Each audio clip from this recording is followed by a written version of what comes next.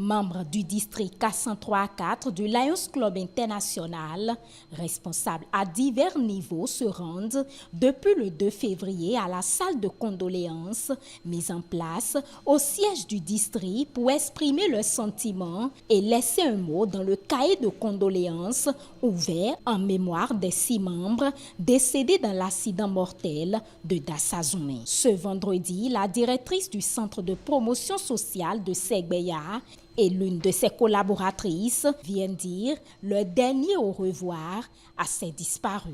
La douleur est immense. Ce sont les pionniers du centre qui partent ainsi. C'est les gens qui ont donné la vie avec l'humanisme, qui ont vraiment pris cette couche sociale pour nous assister.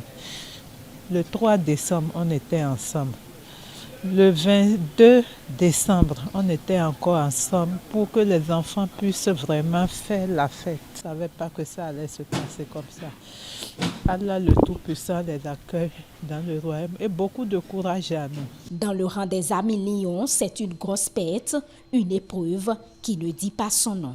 Nous essayons d'une manière ou d'une autre de l'oublier, mais ça reste dans notre mémoire. Nous avons eu tous le cœur meurtri, les larmes aux yeux en apprenant la perte énorme de ces braves lions sur la voie de Dassa. C'est une perte incommensurable parce que, à voir ceux que nous avons perdus, les 2 couples, c'est des gens que moi c'est des modèles que je vais dire que je copie.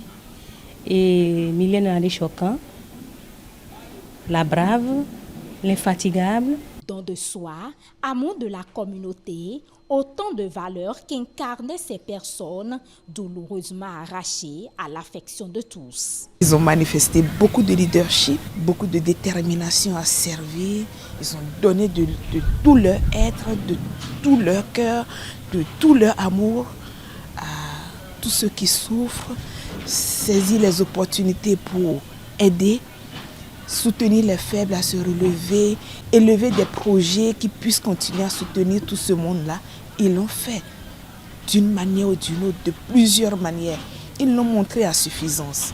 Certes, c'est un coup dur, mais il faut prendre de la hauteur en acceptant ce qui est arrivé, pense Colette Azandjemé, membre du cabinet du gouverneur. De permanence sur les lieux, c'est d'ailleurs cette philosophie qu'elle tente de faire comprendre à tous les visiteurs. Tout n'est pas perdu tout simplement parce que ici comme là-bas, la vie continue. Je voudrais vraiment dire à tous que rien n'est perdu tant qu'il y a des opportunités à saisir, que ce soit ici ou dans l'au-delà, qu'ils continuent, nos amis, de saisir les opportunités. 5 des 6 personnes décédées sont membres du cabinet du gouverneur du district K103-4 du Lions Club International. Pour rappel, ils ont perdu la vie dans l'accident de circulation enregistré à Dassazoumen le 29 janvier dernier, de retour de Parakou où ils ont participé à la 3e réunion du cabinet.